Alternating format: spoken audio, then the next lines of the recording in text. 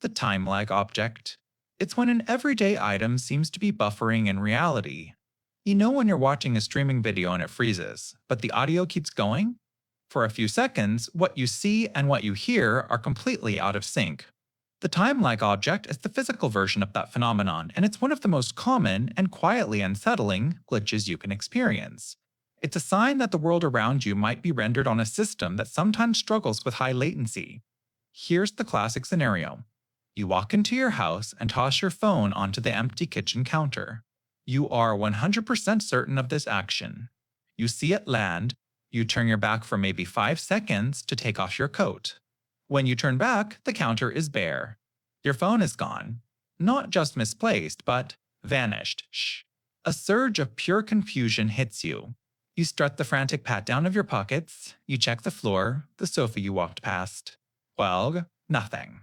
It makes absolutely no sense. Finally, defeated, you walk back to the kitchen to get a drink of water, and there it is.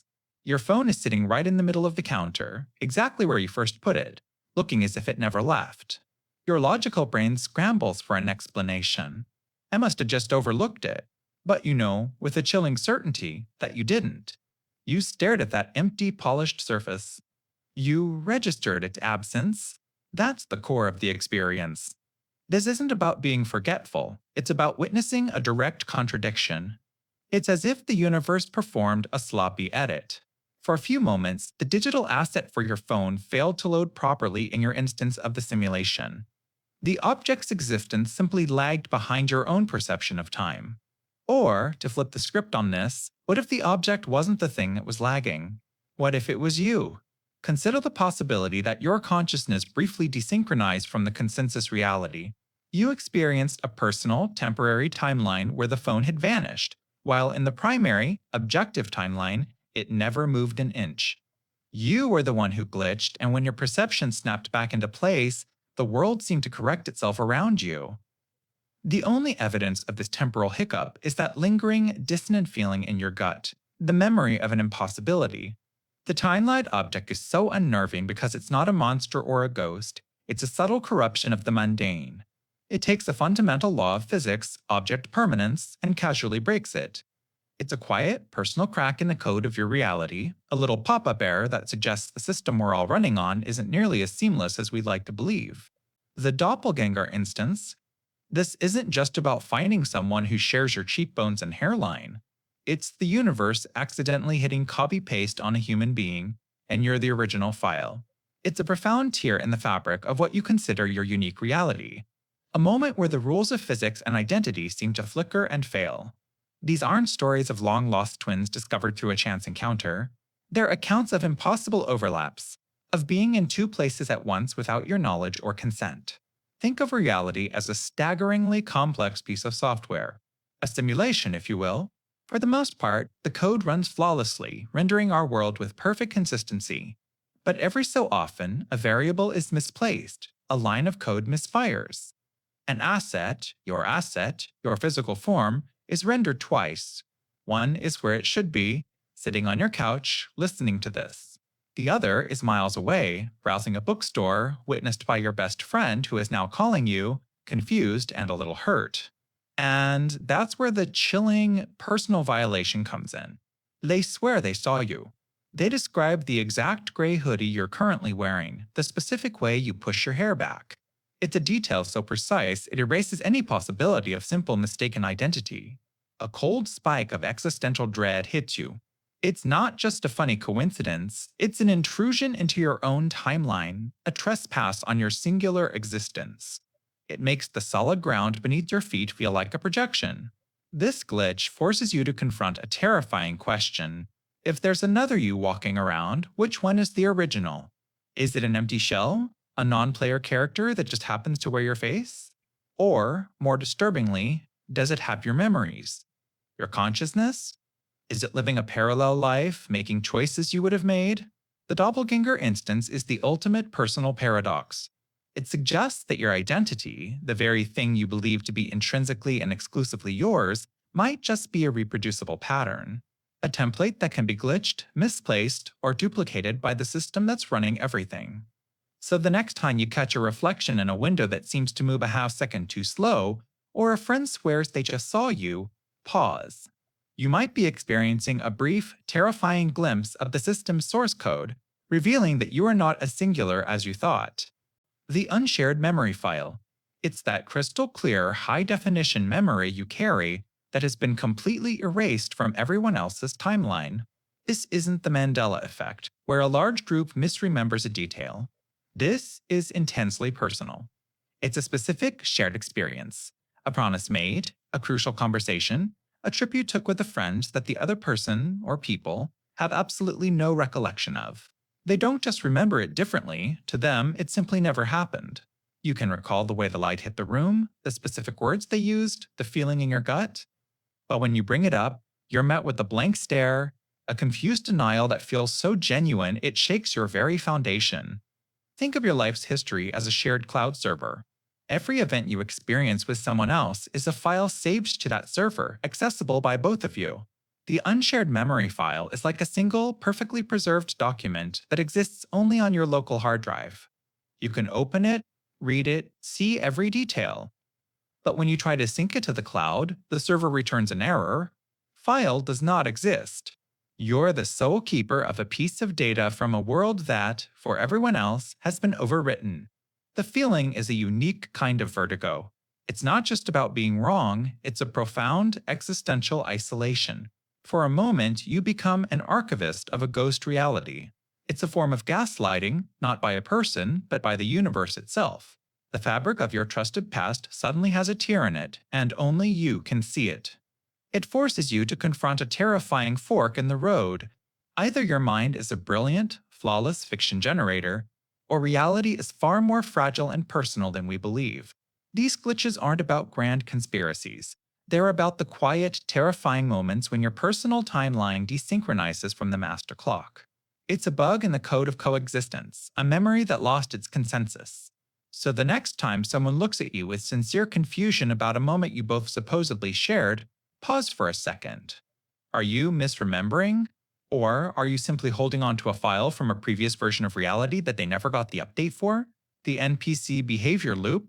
It's that cold, prickling realization that a person isn't just following a routine, they're executing a program. In a video game, this is normal. The shopkeeper stands behind the same counter, recites the same 3 lines of dialogue, and polishes the same virtual mug on a 10-second cycle forever. It's simple code designed to make a world feel alive without consuming processing power. But when you witness this same phenomenon in reality, that's when the simulation starts to flicker. You've seen it. The barista who greets every single customer with the exact same 3-part cadence. Hey there, what can I get started for you? Perfect. That'll be $5.75. The intonation never changes. The rhythm is flawless. It's not just habit, it's a script. Or consider the elderly man who walks past your window every day at 4:17 p.m. He doesn't just walk the same route, he turns his head to look at the same oak tree at the exact same point on the sidewalk every single time, rain or shine. At first, you dismiss it as simple human consistency, but when you really watch, you see the loop. It's the uncanny valley of behavior. There's no variation, no spontaneity. It's a closed circuit of actions, and the person inside seems completely unaware they're on repeat. Have you ever tried to break someone's loop? If you ask that barista an unexpected question in the middle of their script, you can almost see the system lag. There's a brief pause, a moment of cognitive dissonance, a human buffer, before they either reset to the beginning of their script or snap into a more genuine, unprogrammed interaction. For a split second, you saw the code. You saw the mechanism that runs in the background of our world, designed to keep things moving smoothly. These loops are the background processes of our reality, the ambient characters meant to fill the space. They are the human equivalent of birds chirping on a sound file. Most of the time, we don't notice. We're too busy running our own loops. But when you do notice, when you see someone's programming laid bare, it's a profound and deeply unsettling glitch. It forces you to wonder, what predetermined path are you walking? What lines are you scripted to say today? The most terrifying thought isn't just spotting the NPCs around you, it's the sudden, chilling possibility that you might be one of them. The phantom geometric plane. Imagine your life is a hyper-realistic video game.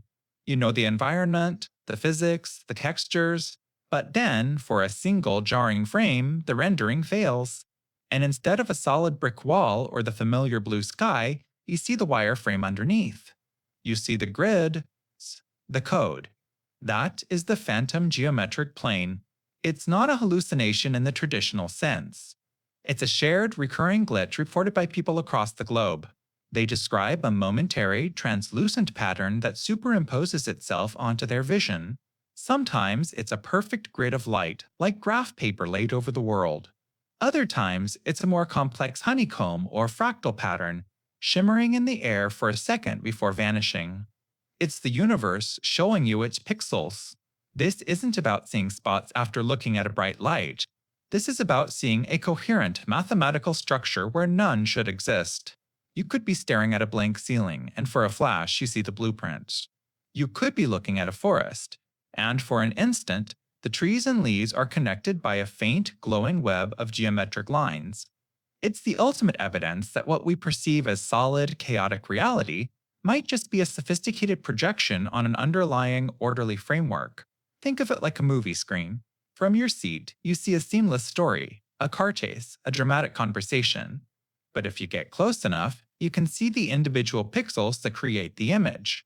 The phantom geometric plane is a glitch that brings you, unwillingly, right up to the screen of reality. For a split second, you're no longer just watching the movie, you're seeing the technology that makes it possible. Of course, neurologists have their theories, phosphenes, the architecture of the optic nerve, tired brains playing tricks. They try to explain it away as a bug in our own personal hardware, but the consistency of the reports is what's so chilling. The grid, the honeycomb, the sense that you're not imagining it but perceiving it. That your brain isn't creating the pattern, but is momentarily able to detect the scaffold that holds our world together. So, the next time you're in a quiet room and the air seems to shimmer with an impossible order, don't just brush it off. Pay attention. You might be getting a rare, terrifying glimpse behind the curtain.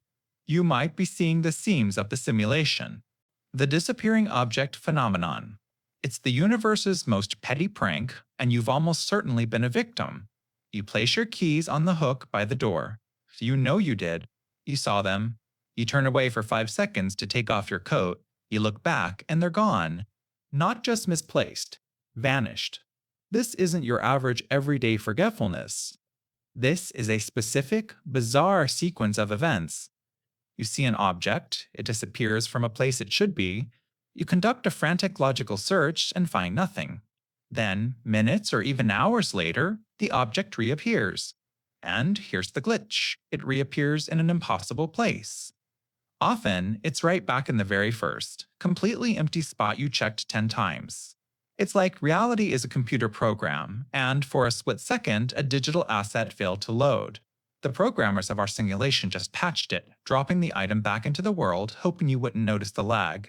Now, the logical explanation is something called inattentional blindness. Your brain sees the object, but simply doesn't register it. Your mind literally edits it out of your perception. And maybe that explains some cases. But it doesn't explain the truly strange ones. The wallet that vanishes from a table, only to be found inside a sealed shoebox in your closet. The single earring that disappears from a jewelry box and reappears in the middle of a freshly made bed. These are the moments that break our understanding of a stable, physical world. The phenomenon is so common it's been nicknamed DOP, and some researchers even call these events JOTS, which stands for just one of those things. It's a tidy little label for a crack in the fabric of reality. Are these objects momentarily slipping into a parallel dimension? Are we just characters in a cosmic story, and the author briefly forgot where they put a prop? We search for logical answers because the alternative is deeply unsettling. The alternative suggests that the solid world around you isn't quite as solid as you believe. It implies that the rules can be bent, or even broken, without any warning. So, the next time your TV remote dematerializes from the coffee table, before you tear the cushions apart, just take a breath. Consider the possibility that it didn't just fall. Maybe it took a short, unauthorized vacation into another layer of existence. And when it pops back into reality, sitting right where you left it, try not to think too hard about where it's been. The shared dream protocol. It's the radical and unsettling theory that what you call waking realities isn't real at all. Instead, it's a massively multiplayer, collectively generated dream. Think of it like an online video game. Billions of players, that's us, are logged into the same server, experiencing the same world with the same fundamental rules of physics. You have your own avatar, your own unique perspective, but the game world itself is a consensus. It's stable because we all subconsciously agree on its rules. We agree that gravity works, that fire is hot, that time moves forward, but sometimes the server lags. The code jitters. And that's where the glitches in the matrix come in. That intense moment of déjà vu, it's not just a memory misfiring in your brain. Under this protocol, it's the system reloading a previous save state, and you just happen to notice. The Mandela effect, where millions of people remember a history that never was, that's a retroactive patch being applied to the server, but some of us still have the old data cached in our local memory. Have you ever lost your keys, torn your house apart looking for them, only to find them sitting in the most obvious place you checked a dozen times? The protocol suggests the object simply de-rendered for a moment. A temporary blip in the shared simulation before the system corrected the error. It wasn't your perception that was faulty, it was reality itself. These aren't bugs, they're features of a system under immense strain. This theory forces a terrifying question. If this is a dream, who is the dreamer? Is there some cosmic consciousness dreaming all of us into existence, and the glitches are it's stirring in its sleep? Or is it us? Are we all, together, the sleeping god, collectively weaving this universe into being without even realizing it? Every law of nature, every star in the sky, is just a line of code we all implicitly agree to run. The shared dream protocol suggests that those strange, unexplainable moments in your life aren't you going crazy. They're the moments the dream frays at the edges. It means that when you go to sleep tonight, you aren't escaping reality. You're just logging out of the main server and into your own private one. The only question is, which one is more real? The delayed sensory render. It's the profound and disturbing sensation that reality has buffered, and your consciousness is waiting for the video to catch up. Think of it like this. You're playing a cutting-edge video game. You sprint into a new area, but the game's engine can't quite keep up. For a split second, the world is a low-resolution blur, and then pop. The high-definition textures, the trees, the people, all snap into existence. The assets have finished loading. The delayed sensory render is the theory that this exact thing happens in our world. It's not as dramatic as a building suddenly appearing, but it's far more personal. Have you ever dropped your keys, and for a fraction of a second you hear the metallic clatter on the floor before your eyes register that they've even landed? Not an echo. It's as if the audio file for the event loaded faster than the visual one, or consider the more common pop-in person. You glance down an empty hallway, look away for a moment, and when you look back, someone is standing there, not walking, not moving, just present. Too close and too still to have gotten there in the time you weren't looking. Their character model simply finished rendering into the scene. The logical explanation is a simple hiccup in our neural processing. Our brains are complex, and sometimes the signals get crossed. But within the glitch framework, the explanation is far more chilling. It suggests that the simulation we call reality requires immense processing power, and when you, the user, make an unexpected move or perceive something too quickly, the system lags. It has to prioritize certain sensory data streams over others just to maintain the illusion. The sound of the keys was a smaller data packet than the complex physics of them bouncing. This experience creates a unique kind of cognitive dissonance. It's a momentary violation of cause and effect as we perceive it. The effect arrives before the cause is fully rendered. It's a crack in the seamless presentation of the world, a peek at the raw code, the loading screen that we're never supposed to see. It's the universe's version of a spinning pinwheel on a frozen screen. So the next time you experience that bizarre, out-of-sync moment, you have to ask yourself, is your brain just buffering, struggling to process the data? Or did you just move too fast for the great simulator to keep up, forcing it to render your reality a fraction of a second too late? The asynchronous reflection. Imagine you're on a video call with a terrible connection. You move, you speak, and a half second later, the image of you on screen finally catches up. It's annoying, but you understand it. It's just lag. Now, what if that happened in your bathroom mirror? That's the asynchronous reflection. It's one of the most fundamentally unsettling glitches reported. It's not about seeing a ghost or a doppelganger. It's about a breakdown in the laws of physics, right in front of your eyes. You raise your hand to wave, and for a terrifying split second, your reflection just stands there motionless before its arm finally, slowly mimics yours. The delay is infinitesimal, but the implication is infinite. Think of reality as a high resolution video being rendered in real time. Your consciousness is the audience. The speed of light is the refresh rate, and it's supposed to be instantaneous. But in these moments, it's like the universe's graphics card stutters. The system hangs. The program lags, and for a brief moment, you see the buffer. You see the gap between your action and the world's reaction. The stories are always eerily similar. Someone will be brushing their teeth and notice the reflection's hand is just slightly out of sync. Or they'll turn to leave the room, and in their peripheral vision, they'll see their reflection still staring straight ahead for a fraction of a second before it too turns away. It's a momentary desynchronization, a tear in the fabric of causality. But the most disturbing variation is when the reflection doesn't just lag, it does something different. A subtle smirk when you're not smiling. A slight turn of the head in the opposite direction. This isn't a server lag, this is a corrupted file. It suggests the image in the mirror isn't a reflection of you at all, but a separate entity, a rendering that is momentarily pulling from the wrong data. Forces you to ask a terrifying question. If your own reflection can't keep up with you, is the you that you control the primary file? Or are you just another reflection, experiencing a delay from a source you can't even see? The next time you look in a mirror, watch closely. Don't just look at the image. Look for the lag. Because the glitch isn't that the reflection is wrong, it's the proof that the physics holding it all together is fragile enough to break. The mismatched shadow projection. Think of it as the moment the universe's most reliable copy and paste function fails. Light hits an object, and a shadow is cast. It's a fundamental law, as certain as gravity, but this glitch breaks that law. It's not just an object defying physics, it's reality failing to render its own consequence correctly. The copy is profoundly different from the original. Imagine you're walking home on a bright, cloudless afternoon.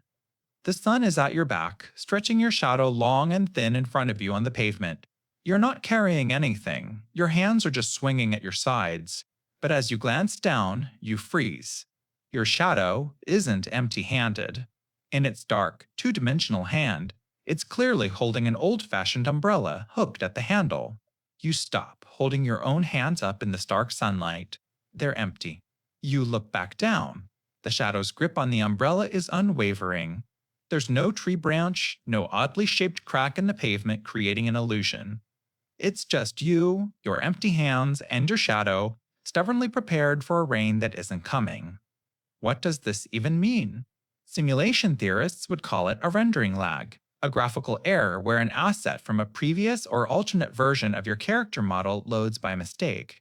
It's as if your avatar is holding a sword in the game, but the shadow it casts is still holding the shield from the last level. Others see it as something far deeper, a bleed-through from a parallel life, a glimpse of another you who, for some reason, decided to carry an umbrella today. In this view, your shadow isn't just a projection of you, it's a window. And what you're seeing is a ghost of a choice you never made. The experience leaves a permanent mark. You can't unsee it. From that day on, you find yourself watching your shadow with a nervous curiosity. Every time it flickers over uneven ground, a part of you wonders if it's just the terrain, or if it's trying to do something on its own again. It's the quiet, unnerving realization that the darkest, most faithful part of yourself might be living a completely different life, tethered just behind your heels. It suggests that the person you are might not be the only version of you casting a shadow on the wall. The auditory pre-echo. It's that phantom sound that plays in your mind a split second before it happens in reality. You hear your phone buzz with a new message, you reach for it, and then it actually buzzes.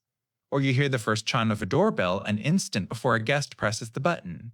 For that single, bizarre moment, time feels broken. It's a tiny, personal glitch in the matrix, a ripple in the fabric of cause and effect that you alone experienced. But this isn't a premonition or a ghost in the machine. It's a feature, not a bug, of your own incredible brain. See, your brain isn't a passive receiver, just waiting for sights and sounds to arrive. It's an aggressive prediction engine, constantly running complex models to forecast what's going to happen next based on a lifetime of experience and subtle environmental cues. It's trying to stay one step ahead to keep you safe and efficient. Think of it like this. Your brain is a film editor working on the movie of your life, but it has the script. It sees the cue that a loud bang is coming, so to soften the blow, it prepares the audio track a millisecond early. The auditory pre-echo is what happens when that editor is a little too eager. Your brain detects the almost imperceptible cues that precede a familiar sound. The faint vibration of a phone on a table before the motor fully engages, the shadow under the door before the knock, and it instantly serves up the expected sound from its vast audio library. The glitch occurs when your brain's prediction is so fast and so accurate that it beats reality to the punch. The sound you hear first isn't the real one. It's the simulation, the preview rendered by your own personal neurocomputer. The real sound that follows is just the universe confirming what your brain already knew was coming. It's a profound reminder that you don't experience the world in real time. You experience your brain's best guess of it, a meticulously crafted illusion that's usually synced perfectly with reality. But every now and then, the simulation runs a frame too fast. The curtain is pulled back, and you get to hear the future. So, the next time it happens, don't be unsettled. Just marvel at the fact you caught your own mind breaking the speed of sound, proving that the strangest glitches in the matrix are the ones happening right inside your own head. The temporary architectural anomaly. It's the universe's version of a pop-up ad, an architectural feature that appears for a moment in the wrong place, at the wrong time, before the system corrects the error. You're walking a path you've taken 100 times. You know every crack in a pavement, every peeling sign, but today there's something new. Squeezed between the familiar laundromat and the corner store is a building that simply shouldn't be there. Maybe it's a narrow, 3-story townhouse with wrought iron balconies, looking like it was teleported from 19th century Paris. Or perhaps it's a brutalist concrete structure with no windows, humming with an energy you can feel in your teeth. You stop. You stare. Your brain scrambles to reconcile this new data with a lifetime of memory. It's not just new construction you somehow missed. It feels ancient, settled, as if it has always been a part of the landscape. But you know with a chilling certainty that yesterday this was an empty lot filled with weeds. The most unsettling part is the feeling it gives you, a sense of profound magnetic wrongness. It's a glitch in the rendering of your reality. It's like a video game accidentally loading an asset from a completely different level. Often, the story goes, you get distracted. A car horn blares, you check your phone, you turn to speak to someone. When you look back, it's gone. The empty lot is back. A familiar gap between buildings has been restored. There's no dust, no debris, no sign that anything was ever there. You're left standing on the sidewalk, your heart pounding, questioning your own sanity. What are these phantom structures? Are they echoes of buildings that once stood there, their memory briefly becoming tangible? Or are they glimpses into a parallel timeline, a different version of your street bleeding through for a second? Some theorists suggest it's a hiccup in the simulation, the cosmic cache failing to clear, temporarily loading a deleted file from the source code of the universe. It's a reminder that the world you perceive as solid and permanent might just be a projection. The blueprints of reality are perhaps more fluid, more editable than we could ever imagine. So, the next time you walk down a familiar street, pay attention. You never know when you might spot an update that hasn't been properly installed. The stagnant time display. Imagine time isn't a river, but a digital live stream beamed directly into our perception. This is the moment that stream starts to buffer just for you. The experience is one of the most commonly reported glitches, and it's almost always the same. You glance at your phone, the cable box, the oven clock. It's 3:14 a.m. You get up, walk to the kitchen for a glass of water, and stare into the fridge for what feels like a solid minute. You walk back to your room, sit down, and look at the clock again. Still 3:14 a.m. The seconds aren't ticking. The minute refuses to yield. It's a perfect digital photograph of a moment that should be long gone. And here's the part that separates a glitch from a simple broken device. A moment later, it corrects itself. It doesn't just tick over to 3:15. It leaps forward to 3:16, as if the system is frantically catching up, trying to paper over the crack you just witnessed. Your rational mind tries to dismiss it. You were tired, you misread it, you imagined the passage of time. But the feeling of profound wrongness lingers. It's a violation of a fundamental law. We are built to perceive time as a relentless, forward-marching arrow. It's the one constant that governs everything. So when a device built for the sole purpose of tracking this constant simply stops, it feels like you've found a bug in the source code of reality. It's as if you've accidentally hit pause on a program you didn't even know was running and you weren't supposed to see the button. This suggests the time we see isn't a direct measurement of a natural force, but a rendering. A number displayed on a screen for our benefit, like a heads-up display in a video game. Think of it like a single pixel on the giant screen of the universe getting stuck. For everyone else, the movie keeps playing. But in your specific field of view, one tiny piece of data is frozen in a loop. Is it a server lag in a simulation? A brief data write error as your consciousness interacts with the system? The stagnant time display is so unnerving because it's a quiet, subtle tear in the fabric of the everyday. It's not a monster or a ghost, it's just a number that stayed when it should have gone. It leaves you with a chilling internal echo, a question that follows you long after the numbers start moving again. If the clock can stop, what else is just for show? The copy-paste error. It's the universe hitting Control-C, Control-V. Think of it like a digital artist filling a crowd scene. To save time, they don't draw 1,000 unique faces. They create a few, then copy, paste, and alter them slightly. It's efficient, but every now and then, the system gets lazy. It pastes two identical assets right next to each other without even changing the color of their shirt. This glitch is when you spot that mistake, not on a screen, but in the three-dimensional world right in front of you. It's the moment your brain's pattern recognition software flags a profound and unsettling repetition. You're not just seeing two similar cars. You're stopped at a traffic light and a bright yellow Fiat 500. An older model with a distinctive roof rack and a sticker of a cat on the back window drives past. It's memorable. Then, the light turns green, and the car directly in front of you is the exact same yellow Fiat. Same model, same roof rack, same cat sticker. The driver even has the same haircut. It's a perfect, impossible echo. A momentary stutter in the fabric of reality. Or even more unnerving, it happens with people.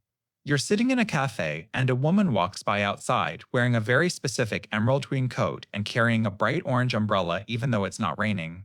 A few minutes later, you see her again, walking the other way. Except, you never saw her turn around. And as you watch her walk away, another woman, an identical twin in the same green coat, carrying the same orange umbrella, walks past your window from the original direction. They don't acknowledge each other. They are two separate instances of the same file, loaded into the same scene by mistake. Of course, logic tries to intervene. You tell yourself it must be twins wearing matching outfits, or a promotion for a local car dealership. Your brain is a powerful justification machine, desperate to smooth over the cracks in its perception of the world. It's called the frequency illusion, or the Baader-Meinhof phenomenon. You notice something for the first time, and suddenly you see it everywhere. It's a cognitive bias designed to keep your reality stable, but the feeling that accompanies a true copy-paste error is different. It's not just familiarity, it's a deep, gut-level sense that the rules have just been broken. This is the core of the simulation theory argument, that our universe is a program of such immense complexity that, to conserve resources, it has to take shortcuts. It reuses code, it recycles assets, and when you see an identical, out-of-place object or person appear twice in a row, you're not going crazy. You've just spotted one of the system's resource-saving hacks. You've seen the lazy code of the cosmos. So, pay attention to the repetitions in your day, the uncanny echoes. Most are just coincidences, but one of them might be a sign that you're closer to the source code than you think. A fleeting glimpse of the cosmic clipboard right before the system patches the error, and it makes you wonder if you can see this glitch, what other bugs are hiding just out of sight. The environmental texture failure. It's what happens when the world forgets to load properly. Imagine reality is the most advanced open world video game ever created. Every single surface, the rough bark on a tree, the cold gleam of steel, the specific grain of a wooden table, has a texture map. It's the code that tells an object not just how to look, but how to feel. It's what makes our world feel solid, real, and consistent. But what happens when that code, that texture file, fails to load or glitches out? You get an environmental texture failure. You might be walking in a park and notice a patch of grass that looks wrong, blurry, like a low-resolution JPEG that stands out against the crisp, high-definition world around it. Or maybe you'll see a brick wall where the pattern repeats with such mathematical perfection that it feels deeply artificial, like a digital image tiled over and over again. We've all seen this in video games, when a mountain in the distance hasn't fully rendered. But what does it mean when you see it on the sidewalk right in front of you? Some people even report seeing shadows that are completely disconnected from their source. A bare, leafless tree in the dead of winter casting the full, lush shadow of a tree in summer. And this isn't just a visual phenomenon. The glitch can affect your other senses. People have sworn they've stepped into a puddle, bracing for that cold splash, only to feel absolutely nothing. Their shoe is perfectly dry. The water was just a visual asset, a texture with no physical properties attached. Others describe reaching for a doorknob, expecting cold, solid metal. But for a split second, their hand feels nothing, or it touches something light and hollow, like styrofoam, before the correct sensation snaps into place. So, what's happening here? The most compelling theory is that our reality is simply conserving resources. The simulation, or whatever you want to call it, only renders the world in high detail where you're directly focusing your attention. It's an efficiency measure. The system assumes you won't look that closely at the concrete on your periphery or the texture of that one specific leaf. But every now and then, you do. You catch the system cutting a corner. You glance too quickly, your focus shifts unexpectedly, and for a fraction of a second, you see the unrendered asset. You see the world before it's finished buffering. The next time a piece of your world looks a little too flat, a little too repetitive, or just fundamentally wrong, maybe you're not just seeing things. Maybe you're just seeing the code. The localized gravity fluctuation, it's that split second when the fundamental laws of the universe seem to take a coffee break right in front of you. It's not about things floating away into space. It's far more subtle and far more unsettling. Imagine gravity isn't a force, but a piece of software running the world. It's the constant, invisible code that says, what goes up must come down. A localized gravity fluctuation is a momentary bug in that code. A single line that fails to execute for just a fraction of a second in a space no bigger than your hand. You've probably felt it without knowing what to call it. You knock a pen off your desk. You watch it fall, but for a beat, a single impossible beat, it seems to hang there. It doesn't stop, it just hesitates. Its descent is syrupy, unnaturally slow, before it suddenly remembers its job and clatters to the floor. Or maybe you're tossing a ball, and on one particular bounce, it springs back up with just a little too much enthusiasm, a little too much life, as if the floor suddenly became a superpowered trampoline for one specific impact. These aren't grand spectacles. They're intensely personal glitches. No one else sees it. There's no scientific instrument to measure it. When you look again, everything is normal. The pen is on the floor. The ball is just a ball. The simulation has corrected itself. And you're left with that dizzying, electric feeling of having witnessed a crack in the fabric of reality. You try to replicate it, of course. You drop the pen again. 10 times. 100 times. But it falls normally every single time. The magic, or the error, is gone. So, what is it? Is it a rendering lag in our simulated universe? A brief moment where the physics engine stutters, trying to keep up? Or is it a ripple from another dimension, one with slightly different rules, bleeding through into ours? The truly chilling part is the isolation of the event. It's a secret between you and the universe. A tiny, perfect anomaly that proves the rigid, predictable world we rely on might just be a performance. And every now and then, one of the actors forgets their lines, giving you a peek behind the curtain at the code running the show. It's a quiet reminder that the bedrock of reality might not be as solid as we think. It's a whisper, suggesting that sometimes even gravity needs a moment to catch its breath. The asynchronous data packet.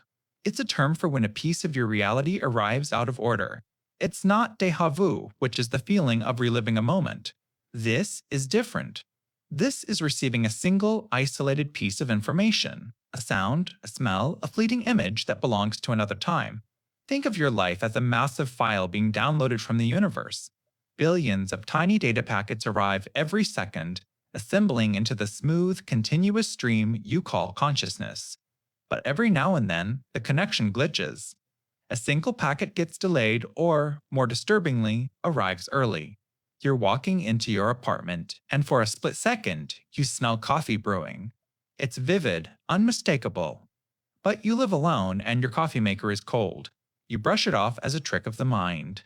Then, 10 minutes later, you decide to make a pot of coffee, and as it brews, that exact same scent fills the air. The smell, a data packet of your near future, arrived before the event that created it. Or the reverse. You're having a conversation, and your friend tells a joke. You laugh. But an hour later, sitting in total silence, you suddenly hear the echo of their punchline crystal clear, as if they just said it next to your ear. The auditory packet was delayed, getting stuck in the cosmic buffer and replaying long after the moment passed. These aren't hallucinations. They are moments of temporal dissonance. The theory suggests our perception of a linear timeline is just a user interface, a way for our brains to process an impossibly complex reality. But the back end, the source code of the universe, is far messier. It's constantly processing, rendering, and transmitting, and sometimes things get out of sync. These asynchronous packets are the universe's error messages. They are the faint cracks in a simulation, proof that the flow of time isn't as seamless as it feels. You might dismiss them as your brain misfiring, a memory crossed with a sensory input. But what if they're not a bug in your system, but a feature of a much larger one? It's the universe briefly showing you its code, reminding you that the story of your life isn't always told in the right order. So the next time you experience something that feels out of place, stop and listen. You might just be receiving a message from a few seconds ago, or a few minutes from now. The probability cascade? It's a term for when the universe seems to forget how to be random. It's not just a single coincidence. It's a chain reaction of impossibilities that makes you question the very fabric of your reality. Imagine life is a deck of cards, constantly being shuffled. A coincidence is drawing the ace of spades. Unlikely, but it happens. But a probability cascade is when you draw the ace of spades, then the king of hearts, then the two of clubs, and then you shuffle and draw those exact same 3 cards in the exact same orders again. And again. The first time is chance. The second time is a pattern. The third time is a glitch. The cascade begins with something small, a little ripple of synchronicity you can easily dismiss. You're thinking about a specific, obscure song from your childhood, and 5 minutes later it starts playing in a coffee shop. Strange, right? But then, on your drive home, you hear a cover of it on the radio. When you get home and scroll online, an article about the band is the first thing on your feed. Individually, each event is just a coincidence. But chained together, the mathematical odds stretch into the realm of the impossible. This is the cascade. It's the feeling that the random number generator of your life has hit a snag. A bit of code is stuck in a loop, and you're experiencing the output. It's less like magic and more like a system error, a crack in the facade of everyday chaos. You start to feel this strange hum of awareness, like you're noticing the pattern in the static for the first time. It's not just that these things are happening, it's that you're aware they're happening, and that awareness seems to make them happen more. You've spotted the glitch, and for a moment, the system seems to be staring right back at you. A probability cascade is the ultimate glitch in the matrix because it doesn't require monsters or alternate dimensions. It just requires the laws of chance to take a brief, terrifying coffee break. It's the universe accidentally showing its hand, revealing that the world isn't a chaotic storm of random events, but perhaps a meticulously written script. And for a few chilling moments, you just read a line that was repeated by mistake. The sudden audio nullification. It's that terrifying, inexplicable moment when the universe hits the mute button and you're the only one in the audience. This isn't just quiet. We all know quiet. Quiet has a texture, the hum of the refrigerator, the whisper of wind, the sound of your own breathing. No, this is something else entirely. This is a void, an absolute, deafening absence of sound. Imagine the most advanced noise-canceling headphones you can think of. Now, imagine they weren't on your ears, but were suddenly clamped over the entire world. People who've experienced this describe a bizarre pressure building in their eardrums, as if they've been plunged deep underwater or sealed in a vacuum. It's a physical sensation, a tangible wrongness. You're walking down a bustling city street, a symphony of chaos horns blaring, people shouting, sirens wailing in the distance. And then, in an instant, nothing. The sound is just deleted. You see a taxi driver's mouth open in a silent yell. You see a flock of pigeons take flight without a single flutter. The world has become a high-definition silent film, and the sudden lack of an audio track is more jarring than any explosion. Or maybe you're at home, the familiar comforts of sound all around you. The ticking clock, the gurgle of the coffee maker, the low murmur of the television. And then, click. All of it vanishes. The silence is so profound it becomes a sound in itself, a high-frequency pressure that makes the hairs on your arms stand up. Neurologists might suggest it's a temporary glitch in your brain's auditory processing center, a momentary misfire. But for those who experience it, the feeling is profoundly external. It's not that you can't hear, it's that there is suddenly nothing to us here.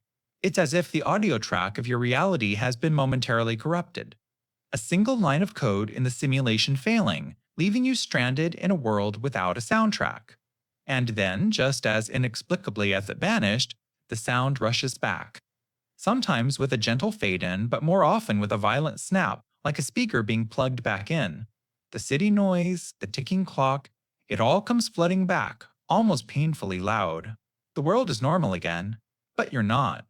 You're left with the chilling knowledge that the symphony of reality can be silenced at any moment, leaving you alone in the quiet, questioning everything you hear. The object state reset. It's the universe's version of turning it off and on again, but just for one single item. Think of it as the opposite of losing your keys. You don't lose the object, you lose its history. Imagine reality is a piece of software. Every object in your life, your phone, your favorite mug, the book on your nightstand, is a data file. This file contains all its properties, location, age, and condition. When you drop your phone and crack the screen, you're essentially editing that file. You're adding a new line of code that says, State T cracked. The object state reset is what happens when that code glitches. The system, in a moment of lazy self-correction, doesn't try to fix the error. It just deletes your edit and reloads the object's original default file. This is where the truly unsettling stories come from. You have a coffee mug with a tiny distinctive chip on the rim. You've had it for years. That chip is part of its identity, part of your story with it. One morning, you pull it from the cupboard and the chip is gone. The mug is pristine, flawless. It's not a new mug, you can feel it's the same one. But its wound, its imperfection, has been erased from existence. Your brain scrambles for an explanation, but there isn't one. You're holding an object from the past, copy-pasted into your present. It gets even more bizarre with things that are meant to be consumed. People report finishing a carton of juice, placing the empty container on the counter, only to turn back and find it sealed and half full again. A chocolate bar, half eaten and left in its wrapper, is discovered later to be whole and untouched. This isn't just a repair, it's a full rollback.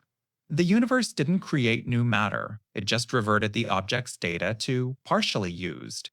It's as if your interaction with it was deemed a bug, and the system simply reset that specific item to its last save point.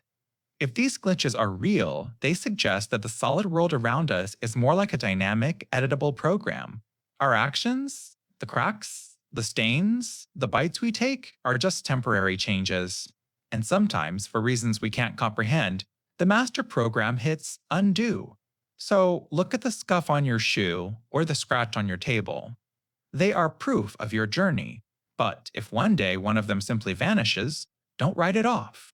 You may have just witnessed a tiny piece of your world being restored to its factory settings. The Mandela effect, locus point. This isn't just the idea that large groups of people misremember things. It's the terrifying theory that our shared reality was fundamentally edited, and we can pinpoint the exact moment the save button was clicked. Think of history as a single, continuous film reel. We're all watching it together. The locus point theory suggests that sometime in our recent past, someone or something spliced in a new scene, overwriting what was there before. But our memories, for some reason, retained a copy of the original footage. You remember the Berenstain Bears with an E because, in the reality you were born into, that's how it was spelled. Your memory isn't a mistake, it's an artifact, a ghost of a world that was overwritten. So, what was the event? What was the stone thrown into the pond of time? Many point to a single moment, the activation of the Large Hadron Collider at CERN. The theory goes that when humanity smashed particles together at nearly the speed of light, we didn't just find new particles, we tore a tiny hole in the fabric of reality. A hole just big enough for our timeline to merge with another one, a universe almost identical to ours, but with tiny, insignificant differences. A movie line that's slightly off, a corporate logo that's subtly changed, a world leader who died on a different date. When the timelines merged, their version became the dominant one, patching over ours. This transforms the Mandela effect from a simple quirk of psychology into evidence of a cosmic crime scene. It means reality isn't a fixed, solid thing. It's more like a living document that can be edited without our permission. And those nagging feelings that something is wrong? That's you, noticing the edits. It suggests your consciousness is somehow anchored to the original version, making you a living record of a timeline that was deleted. The locus point theory isn't just about misremembered trivia, it's a ghost story for the modern age. It asks a chilling question: if our reality was rewritten, who was the author? The most unsettling part isn't that the world you remember is gone. It's the chilling possibility that you are a glitch in the one that replaced it, a loose thread in a tapestry that someone else is still weaving. The spatial jump cut. It's one of the most subtle and profoundly unsettling glitches you can experience. Think of it like a faulty film projector. You're watching a movie, a long, continuous shot of someone walking down a hallway. Suddenly, without a flicker or fade, they're standing 3 doorways further down. The film didn't skip, a whole section of it was just missing. Now, imagine you are the person in that hallway. That's the spatial jump cut. The most common stories involve driving. You're on a long, straight road, the kind that hypnotizes.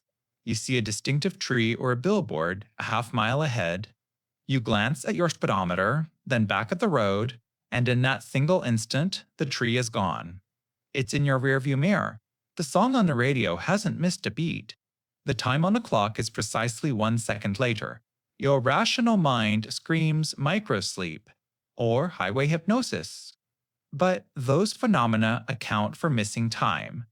You haven't lost any time, you've lost space-s. Miles of it, just deleted. It's a glitch not in your perception, but in the world's presentation to your perception. It feels as if the universe is a massive video game, and to save on rendering resources, it sometimes uses a cheat code. Instead of meticulously generating every inch of your journey, it just calculates your starting point and your destination, and unceremoniously teleports you to the next keyframe. You didn't travel the distance, you had the distance removed from your path. This experience fundamentally breaks something in your understanding of the world. It's a violation of causality. We are taught that to get from A to B, you must cross the space in between. The jump cut suggests this is optional, that physical reality isn't a solid, continuous canvas, but a series of quantum dots being plotted just ahead of your awareness. And sometimes the plotter stutters, leaving a gap, and just starts drawing again a little further on. It leaves you with a unique and lingering vertigo. It's not a fear of the supernatural, but a fear of the natural. The chilling realization that the rules aren't as firm as you believed, that your own movement through the world might not be entirely your own. You're not the player moving the character, you're the character being moved by the player. So, the next time you walk from the kitchen to the living room and arrive just a little too quickly, feeling like you missed a step that wasn't there, pause for a moment. Don't just brush it off. Ask yourself, did you walk or were you just placed here? The peripheral stasis. It's that skin-crawling moment when you realize the world outside your direct line of sight isn't just blurry. It might be paused. Imagine our reality is the most advanced open-world video game ever created. To keep this impossibly complex system running smoothly, the engine has to conserve resources. It uses a clever trick. It only renders in full high-definition detail whatever you are directly looking at. Everything else, the cars behind you, the people just outside your window, the clock on the far wall, exists in a simplified, low resource state. A kind of holding pattern. The peripheral stasis is the glitch you see when you move too fast for the system. You whip your head around, or your eyes dart to a sudden noise, and for a split second you catch the simulation lagging. You see the world before the rendering engine has had a chance to load the animation script. That person walking past you on the street? They're frozen mid-stride, one foot hovering impossibly over the pavement. The bird you glimpse outside is hanging motionless in the air, a perfect static sculpture against the sky. It's like pulling back the curtain in a play and seeing the actors waiting for their cue, completely still. For that one terrifying instant, the illusion of a living, breathing world shatters. You've seen the source code. But here's the truly unsettling question that follows. Is this a glitch in the world or a glitch in you? Your own brain does something similar. Neuroscientists call it the attentional spotlight. Your mind dedicates immense power to processing what you're focused on, while your peripheral vision is largely an educated guess, a clever sketch your brain fills in from memory and expectation. It's a biological energy-saving mode. So when you experience peripheral stasis, are you seeing the universe drop a few frames to save cosmic processing power? Or are you simply catching your own mind in the act of building your reality? The person frozen in your periphery, were they ever really moving to begin with, or was your brain just assuming they were, painting a seamless motion onto a static backdrop? The glitch isn't that things stopped. The glitch is the moment you noticed. It's the chilling possibility that the world is only real where you are looking. The unprompted information packet. It's that moment when a complete, detailed, and often totally random block of information downloads directly into your brain. It's not a memory, and it's not intuition. It's a data file you never asked for, about a subject you've never studied. Imagine you're browsing the internet of your own mind, and suddenly a pop-up appears with a full Wikipedia article on 17th century Dutch shipbuilding. You didn't click anything. It just arrived, fully formed.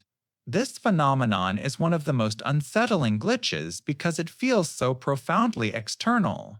It's like your consciousness is a computer, and for a split second it connects to the wrong server, or a restricted admin folder is suddenly made public.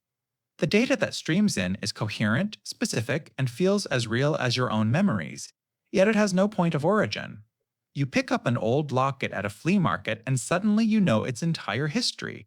The name of the woman who first wore it, the specific scratch it got falling on a cobblestone street in Paris in 1922, the faint scent of the perfume that once lingered inside. You don't feel this, you know it, with the concrete certainty of a historian who has spent years researching the object. But you haven't. The information was just pushed to your device. So, what's happening here? Is the simulation's code just a little buggy? Think of it like a cosmic data entry error. The universe meant to send that packet of information to a different user, a different consciousness, but for a nanosecond, the IP addresses got crossed. Your brain receives a file meant for someone else, or perhaps for another version of you in a parallel timeline, a version who actually is an expert on antique lockets. Or maybe it's evidence of something grander, a momentary tear in the veil that separates our individual minds from a collective universal knowledge base. A brief, unauthorized glimpse into the source code of reality itself. The truly unnerving part isn't the information itself, it's the delivery method. It bypasses all the normal channels of learning and experience. It implies that your mind isn't the secure, private fortress you believe it to be. It suggests that data can be written directly onto your hard drive without your permission, without your knowledge. So the next time you suddenly know the precise chemical composition of a stranger's coffee, or the middle name of a dog that walks by, pause for a moment. You might have just received a stray packet from the universe's data stream, the phantom proximity sensation. It's that unshakable primal certainty that someone is standing right behind you, when you know for a fact that you're alone. it isn't a sound, it isn't a sight. It's a feeling that bypasses your normal senses entirely, a sudden, chilling awareness that the empty space around you is now occupied. You feel a shift in the air, a subtle pressure change, as if another human body is displacing the very atoms next to you. Your brain is a master of mapping your environment. It uses a complex network of senses to build a 3D model of the world and your place within it. Scientists might say this sensation is just a glitch in that system, a neural misfire. Perhaps your ears picked up a subsonic frequency that creates a feeling of unease, or your peripheral vision caught a flicker of light that your brain misinterpreted as a person. It's your internal GPS getting its signals crossed, momentarily placing a ghost on your map. It's easy to dismiss it as a simple trick of the mind. But what if it isn't a trick? What if it's a leak? Think of your consciousness as a radio, perfectly tuned to the frequency of this reality. The phantom proximity sensation is what happens when, for just a moment, the dial slips. You're not picking up static, you're picking up a faint broadcast from another station. A station that's broadcasting from the same location, but on a different temporal or dimensional plane. You're not hallucinating a person, you're momentarily perceiving a person who is, or was, or will be, right where you are. It's a sensory echo. It's the universe lagging for a split second, briefly rendering an asset from a different timeline into your personal space. You feel the presence of someone in the passenger seat while driving alone down a dark road. You sense someone watching you from the top of the stairs, even though you live on the ground floor. This isn't your brain failing.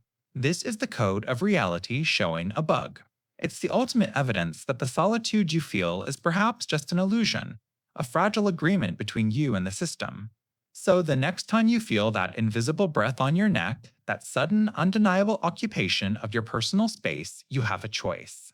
You can write it off as a neurological fluke, or you can accept that the veil between worlds is thinner than you think, and that you are never, ever truly alone. The non-Euclidean corner. It's not a place you can find on a map. It's a moment, a brief, nauseating hiccup in reality, where the fundamental rules of geometry seem to take a coffee break. Imagine the world as a video game. For the most part, it runs smoothly. But the non-Euclidean corner is when you catch a rendering error, a single point where the physics engine stutters, and for a split second, you see the impossible. You've probably been near one. You're walking down a familiar hallway or sitting in a quiet room, and you glance at where the wall meets the floor. For a split second, something is profoundly wrong. The angle isn't 90 degrees. But it's not 89 or 91 either. It's both. And neither. Your eyes see a corner, but your brain, the part of you that has spent a lifetime processing three-dimensional space, throws up a fatal error. It's a feeling of intense vertigo while you're standing perfectly still. The light seems to bend into it, not reflect off it. Your depth perception flickers, unable to compute the distance. It's like looking at an M. See? Escher drawing, but it's not on paper. It's built into the architecture of your world. Our minds have evolved to understand Euclidean geometry, the simple, flat, predictable rules we learned in school. Straight lines are straight, parallel lines never meet. This is the user interface of our reality. But what physicists like Einstein taught us is that reality itself isn't flat. Space-time is curved, warped by gravity. Most of the time, this curvature is too vast for us to notice. But a non-Euclidean corner is a glitch where that immense cosmic curvature momentarily pokes through the user interface. It's a fold in the fabric of space, a point that connects to somewhere else. Your brain isn't seeing a weird angle, it's trying to process a sliver of a fourth dimension crammed into a three-dimensional intersection. And then, just as quickly as it appeared, it's gone. You blink, shake your head, and look again. It's just a corner. Perfectly normal. The shadow is straight. The angle is a crisp 90 degrees. The glitch has been patched. But the feeling remains. That cold dread that the walls of your reality are not as solid as you believed. You're left wondering if it was just a trick of the light, or if you accidentally saw the source code. So the next time you're in a quiet room and you feel a sudden, unexplainable dizziness, check the corners. You might just catch the simulation in the act of forgetting its own rules. The third-person perspective shift. It's the profoundly unnerving sensation that your consciousness has been unplugged from your own eyes and is now floating a few feet behind your head, watching yourself live your life. Imagine you're playing the most immersive video game ever, locked in first-person mode. You are the character. Then, without warning, the camera pulls back. You can now see your avatar on the screen, moving through the world. The truly bizarre part? You are still in control. You're still walking, talking, and making decisions, but you're doing it from this impossible, detached viewpoint. This isn't just a passive out-of-body experience. It's not like watching a movie of yourself. You are actively piloting your body from a remote location. It's the ultimate dislocation of self, a glitch where the user interface of your reality momentarily breaks down. Accounts of this are chillingly consistent.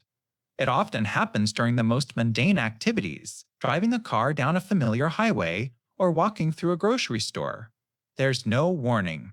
1 second you're inside your head, experiencing the world, the next you're outside, directing it. People describe a strange sense of calm and objective clarity, as if they're watching a stranger whose actions they can mysteriously predict because they're the one controlling them. Now, psychology has terms like depersonalization, a sense of being detached from oneself. But what makes these glitch stories so compelling is that they often lack the typical anxiety that accompanies such a condition. Instead of panic, there's a profound sense of wrongness, like accidentally seeing the code behind the simulation. It's as if the program that renders your reality switched the default camera setting from first person to spectator mode for just a moment. What does this imply about our existence?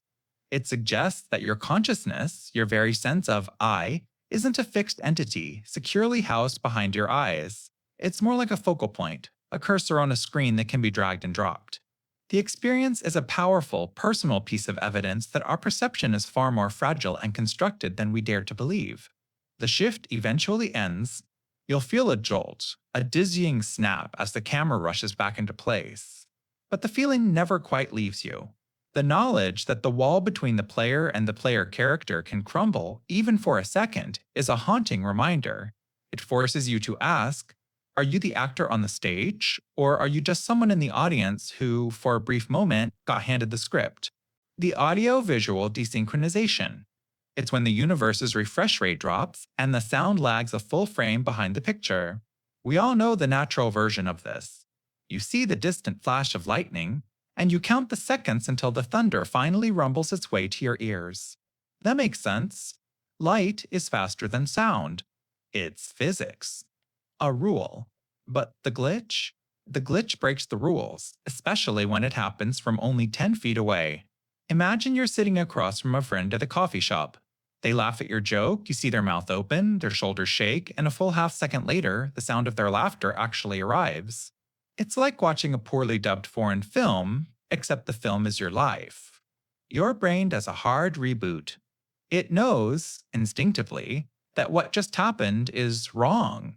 The sound of a cup hitting a saucer should be simultaneous with the impact. The words should leave the lips at the exact moment they form it. When that fundamental sync breaks, your trust in reality begins to fray. So what's happening in that sliver of a second? Neurologists might say it's a momentary processing delay in your brain, a tiny misfire between the auditory and visual cortices, a biological hiccup. But for those of us who feel the cracks in the simulation, it's something else entirely. It's buffering. It's the universe, the great cosmic server, struggling under a heavy processing load. For a split second, the rendering of your reality fell out of sync. The audio track slipped, and you were there to witness it. This is more than just a weird sensory experience. It's a deep, primal violation of our understanding of cause and effect. It creates a profound sense of the uncanny, a feeling that the world you're standing in isn't quite as solid as you believed it to be. It's the system showing its seams. The code revealing a bug. It's proof that the operator is asleep at the switch, or that the connection is just a little bit laggy today. It forces you to question everything. If sound and sight can separate, what else can? Is the feeling of the chair you're sitting on synced with the sight of it? Is the taste of your coffee arriving on time? The next time you see a door slam shut, and the bang arrives just a fraction of a second too late, don't just dismiss it. Listen closely. It might be the most important signal you ever get. The sound of the matrix trying to catch up with itself. The unlocatable sound source. It's that phantom noise you can hear but can't place. Imagine you're in a perfectly silent room and you hear a faint metallic hum. It's not coming from the vent or the computer or outside. You turn your head to the left and the sound is still there in the exact same spot relative to your ear. You turn to the right. Same thing. It's like the sound is stapled to your own perception, an audio artifact that refuses to obey the laws of physics. You get up, you walk around the room, and this ghost sound follows you, a constant companion that has no physical origin. This experience is so unsettling because it breaks a fundamental rule of our reality. Your brain is a master sound engineer. It uses your two ears like a sophisticated radar system, measuring the microscopic delays and volume differences between what each ear hears to triangulate a sound's location in 3D space. It's an automatic, unconscious process that works flawlessly millions of times a day. It's your internal GPS for everything you hear, from a whisper across the room to a car horn down the street. But the unlocatable sound is a critical error in that system.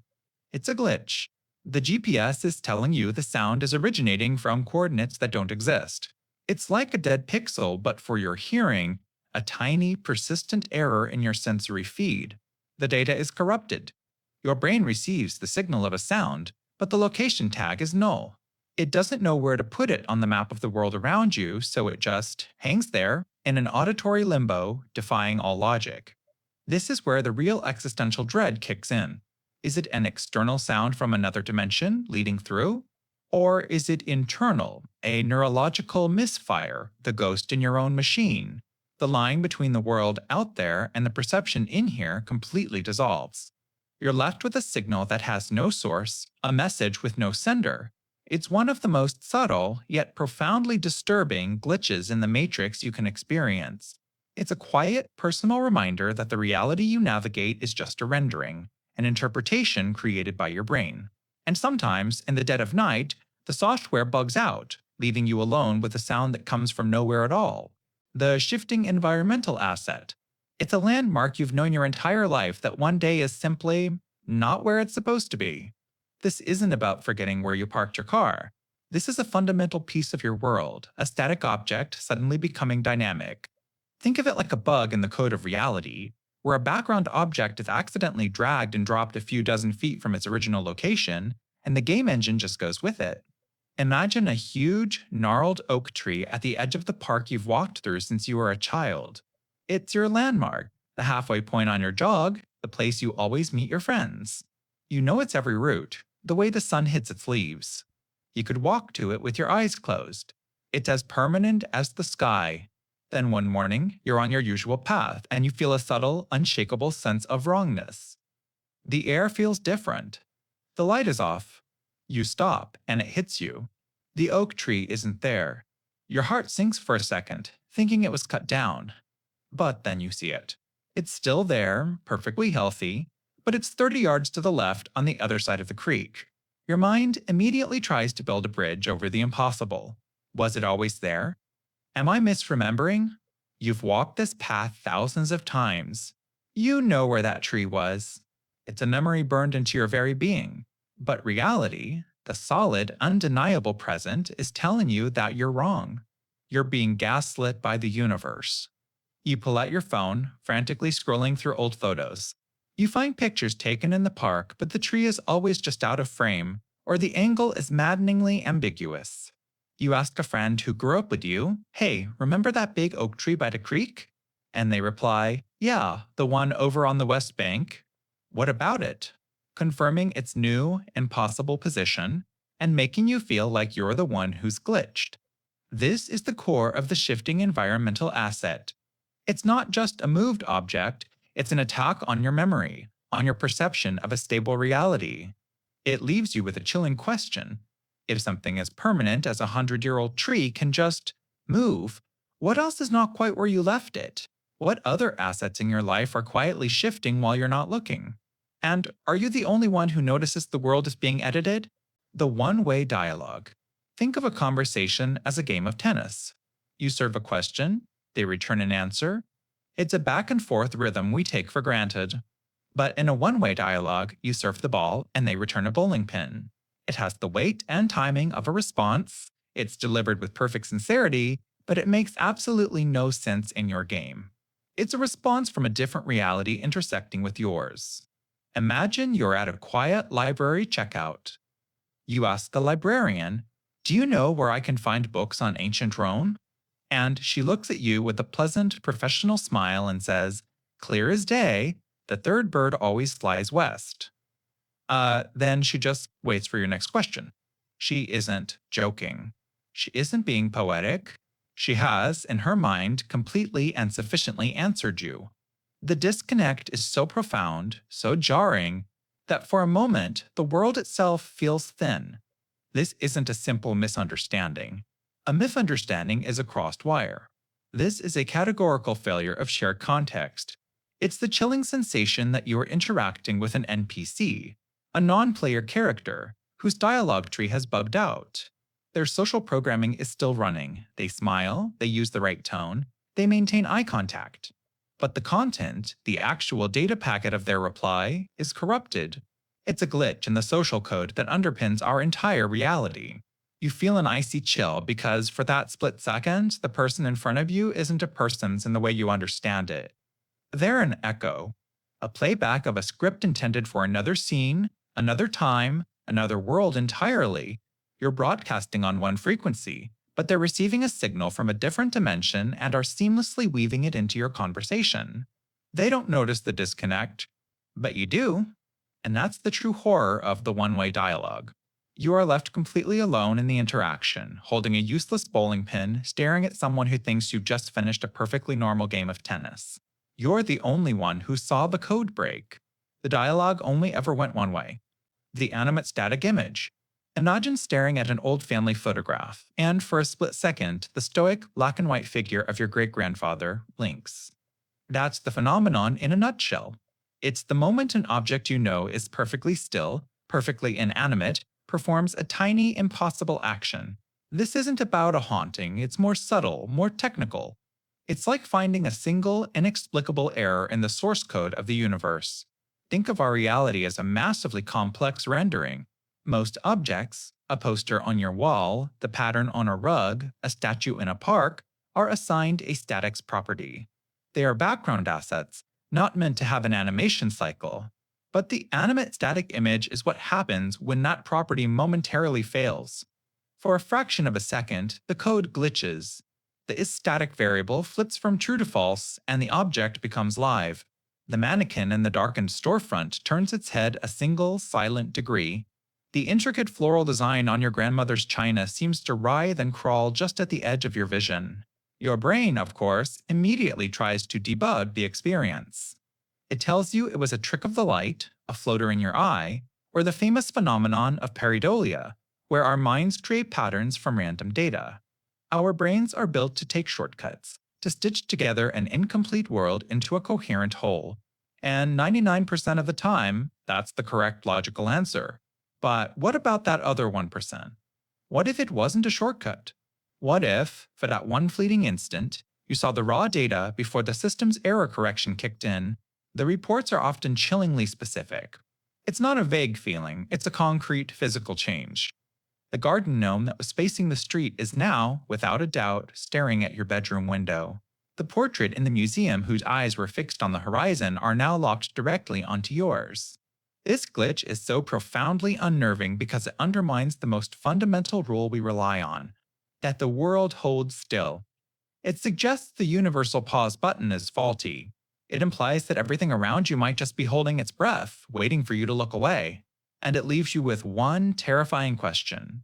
What happens in the frame you just missed? The unacquired object. It's an item that appears in your life, fully formed, with no memory of you ever buying it, finding it, or receiving it as a gift. It simply exists where it didn't before. This isn't the familiar, comforting discovery of a shirt you forgot you owned deep in your closet. No, this is different.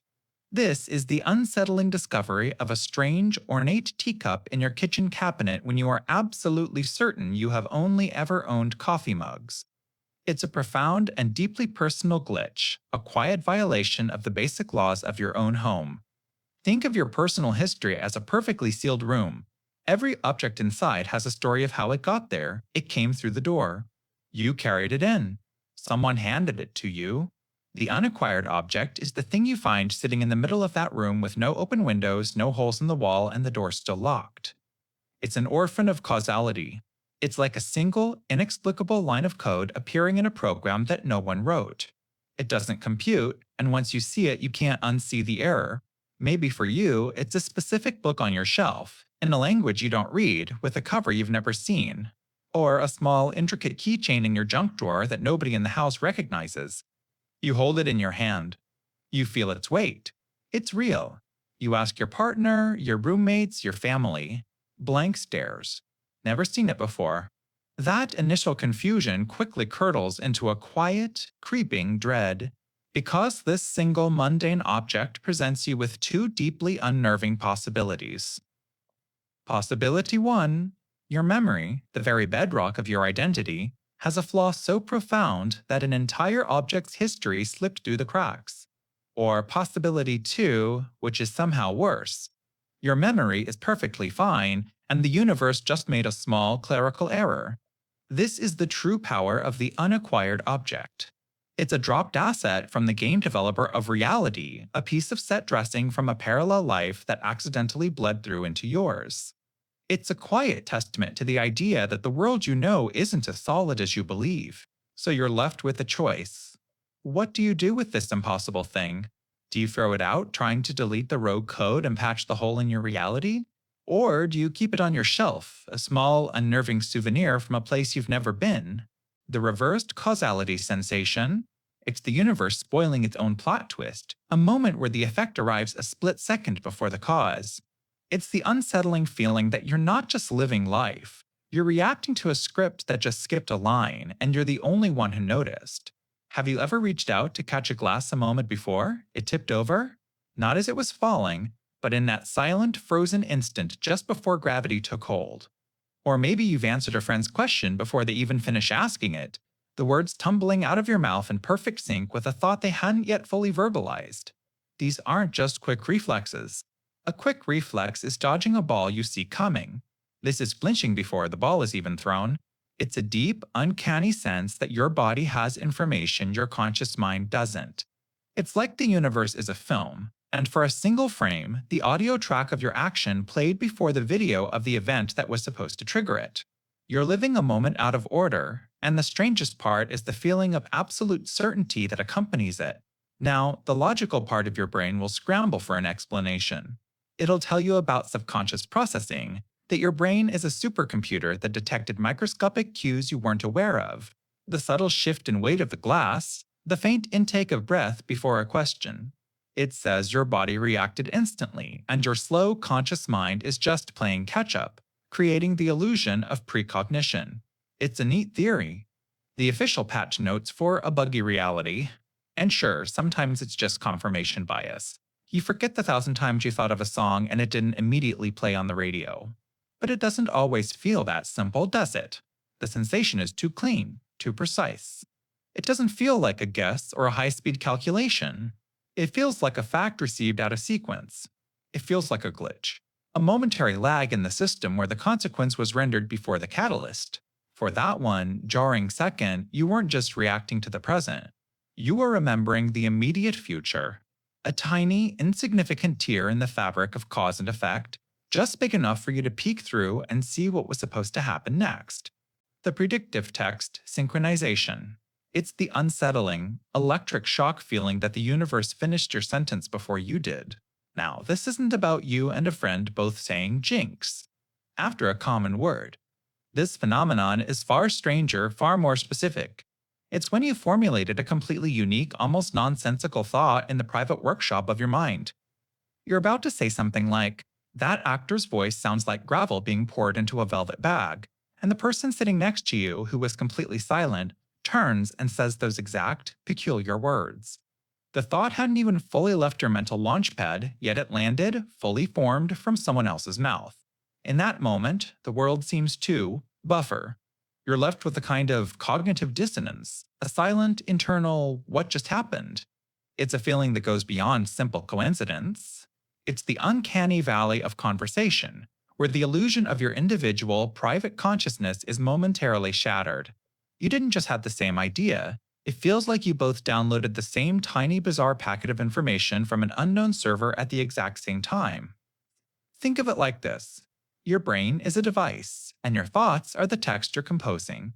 Most of the time, you're in your own private document.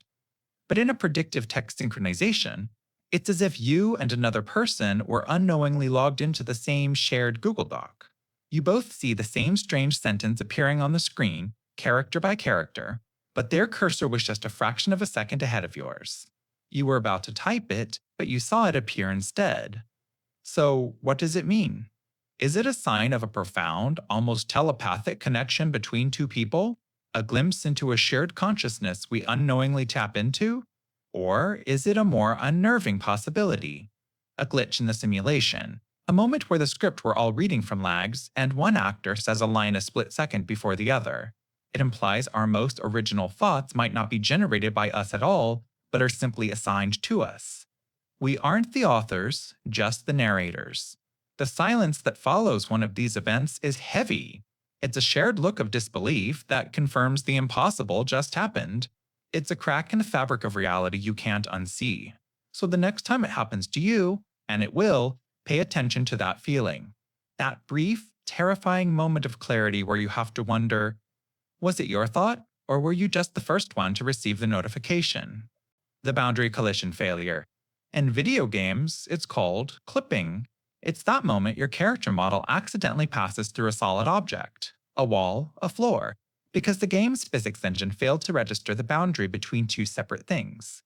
It's a momentary nonsensical bug. Now, imagine that same bug exists in the operating system of reality itself. You're walking down a street you've known your whole life. The sensory data is routine. The scent of car exhaust, the gray pavement, the familiar brick building on your left. But for a single, jarring second, the brick building is gone. In its place is a weathered, wooden storefront with a sign in a language you don't recognize. The air smells of sawdust and rain instead of asphalt. You hear the faint clop of a horse-drawn cart instead of a passing car. It's not a memory, it's there. Solid. Real.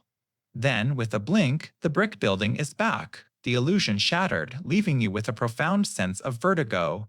Theorists of the strange call this a boundary collision failure. It's the hypothesis that two distinct points in space-time, or perhaps two parallel realities, have momentarily overlapped. Their digital hitboxes have failed, and for a brief, terrifying moment, they occupy the same coordinates. Think of it like two radio stations bleeding into one another. For a second, you hear the classical music station and the sports talk show at the same time. A chaotic, nonsensical fusion that shouldn't exist. The universe, in this model, is constantly trying to keep its files separate. This street, this time, this reality. But sometimes the system lags.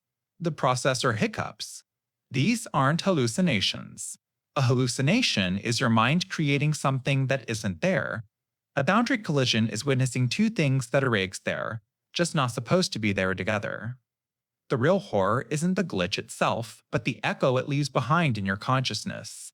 It's the chilling realization that the solid, dependable rules of your world are more like polite suggestions. It's a glimpse of the seams, the messy code running underneath everything. So the next time you see something impossible, something that fundamentally it should not be there, a tree inside a building, a doorway in the middle of a field that leads nowhere, ask yourself, did your mind just play a trick on you? Or did you just see two pages of the universe's source code, accidentally rendered at the same time? The unanimous false event memory.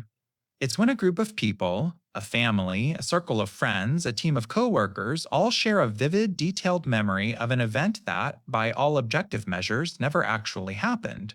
This isn't quite the Mandela effect, which deals with mass misremembering of public facts. This is far more personal and far more unsettling.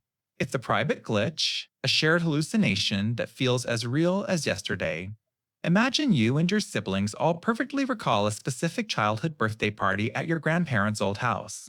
You remember the yellow cake, the specific gift your aunt gave you, The way the dog stole a piece of a hot dog off the grill? You can all describe it with the same details, the same emotional texture. But then you find an old calendar or a photo album proving you were all on a family vacation 1,000 miles away that entire week. The party is a logical impossibility. Yet you all remember it. The memory is there, fully formed, and unanimously confirmed. So, what's going on? Psychologists might point to concepts like confabulation or suggestion. It's like a feedback loop of memory. One person might have a fuzzy memory, or even a dream, and they tell it as a story. The story is plausible. It fits the vibe of your shared history, so the others hear it. Their brains, always seeking a coherent narrative, don't just accept the story, they adopt it. They begin to generate their own details, their own sensory information, coloring in the lines of a picture that was never real. Each person reinforces the memory for everyone else until it feels as solid and true as the memory of what you ate for breakfast this morning. But here's where it slides into glitch in the matrix territory. The sheer unshakable unanimity of it feels wrong. It's one thing for one person to misremember. It's another for an entire group to construct the exact same false architecture in their minds. It's as if you all downloaded the same corrupted data file from a shared server. It makes you wonder, did the event actually happen in a timeline that was later overwritten? Was a piece of reality patched out of existence, but a phantom copy was left behind in your collective consciousness? It's a bug in the software of reality, where the physical evidence says one thing, but the shared human experience of those who were supposedly there screams another. And it forces you to ask a terrifying question. Which of your most cherished memories is just a story everyone around you simply agreed to believe? The cascading déjà vu loop. It's not just the feeling that you've been here before. It's the chilling, layered realization that you've remembered being here before, and you remember remembering it all at once. Imagine your mind is a record player, and the needle suddenly skips. That's normal déjà vu, a brief, jarring hiccup. But a cascading loop is when the needle skips, and you instantly recognize the sound of the skip itself. You remember this exact glitch.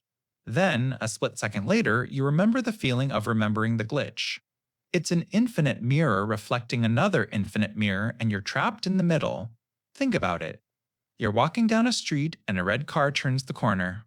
Déjà vu hits. You've seen this exact scene, but then a wave of ice water floods your veins. You haven't just seen the red car before. You have experienced this precise feeling of déjà vu on this exact corner at this exact moment. You are suddenly aware of a previous version of yourself, standing right where you are, having the same thought. And another version before that. The moment isn't just repeating. Your awareness of the repetition is repeating. This is where the simulation theory gets its teeth. It feels less like a trick of the mind and more like a bug in the code. It's like you've accidentally loaded a quick save from 3 seconds ago, but your memory of loading the save came with you. You're not just an actor rereading a line, you're an actor who is suddenly aware they are on a stage, reading a line they have read 1,000 times before, with a script in their hand that describes the feeling of reading it. Each layer of the cascade pulls you further away from reality. You're no longer a participant in the moment, you become a spectator to your own consciousness. You're watching a recording of yourself watching a recording. This glitch suggests that time isn't a straight line, but a fragile piece of code that can get caught, stuttering and looping on a single corrupted frame. So, the next time it happens, ask yourself, is your brain malfunctioning? Or have you just caught the universe in a frantic attempt to reboot a single broken second? The isolated atmospheric shift. Imagine you're walking down a busy street. The air is thick with the sounds of traffic and conversation. Then, for one single step, you pass through an invisible wall into a pocket of absolute silence. The pressure in your ears changes. The world goes mute. And then, one step later, you're back in the noise as if nothing happened. That's the essence of this glitch. A sudden, hyper-localized change to the very fabric of your immediate environment, a change that no one else experiences. It's not just sound. People who felt this describe a sudden, contained drop in temperature on a hot summer day, a patch of air that feels thick and heavy like water, or a corner of their own bedroom where the light seems to bend incorrectly, casting shadows that defy the laws of physics. You might be sitting on your couch, and for a few seconds, the part of the room you're in feels utterly alien. The air crackles with a static you can't hear, a sense of immense dread or profound peace washes over you, contained entirely within an invisible personal bubble. Your friend, sitting just a few feet away, feels absolutely nothing. To them, the world is perfectly normal. But in your little zone, the operating system of reality has just received a patch that they didn't. So, what's happening here? Is it a micro seizure? A momentary lapse in your brain's processing of sensory data? That's the logical, clinical explanation. Your mind, the ultimate interpreter of reality, simply fumbled the signal for a second. But the glitch theory offers a more unsettling alternative. It suggests that reality isn't a seamless, monolithic whole. Instead, it might be more like a digital simulation, rendered in real time, right where you're looking. And sometimes, a single pixel, a single coordinate in the grid, fails to load correctly. For a brief moment, you experience the raw code, the unrendered space between the frames of your existence. The truly unnerving part of the isolated atmospheric shift isn't the phenomenon itself, but the implication. It's the profound sense of gaslighting from the universe. Everything around you screams that what you just felt was impossible. There's no evidence, no witness, no rational cause. It's your word, your feeling, your perception against the solid, unyielding consensus of reality. It forces you to question the one thing you thought you could always trust: your own experience.